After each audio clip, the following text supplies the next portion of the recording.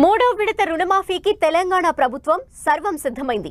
మూడో విడత రుణమాఫీని ముఖ్యమంత్రి రేవంత్ రెడ్డి రేపు ఖమ్మం జిల్లా వైరాలో జరిగే బహిరంగ సభలో ప్రారంభించనున్నారు.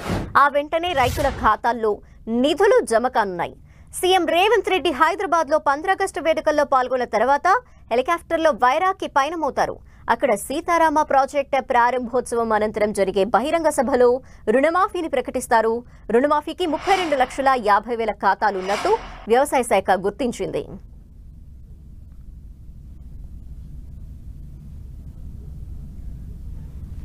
ఈ మేరకు ప్రభుత్వం బడ్జెట్లో నిధులు కేటాయించింది.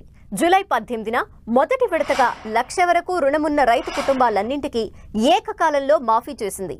11,14,412 మంది రైతులకు దాదాపు 6,000 కోట్లు విడుదల చేసింది.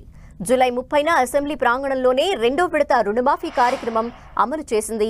ఇక 1,00,000 నుంచి 1,50,000 వరకు రుణమున్న రైతు కుటుంబాలకు మాఫీ చేసింది. ఈ కేటగిరీలో దాదాపు 6,40,823 మంది రైతుల ఖాతాల్లో 6,000 కోట్లు జమ చేసింది. 12 రోజుల్లోనే దాదాపు 17,55,000 మంది రైతుల కుటుంబాలకు 12,000 కోట్లకు పైగా రుణమాఫీ నిధులు జమ చేయటం తెలంగాణ చరిత్రలో ఇదే మొదటిసారి అని ప్రభుత్వం వెల్లడించింది.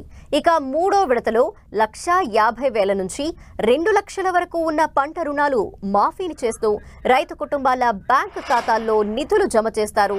మూడో విడతలో 14.45 లక్షల మంది రైతులకు రుణమాఫీ అవుతుందని అంచనా.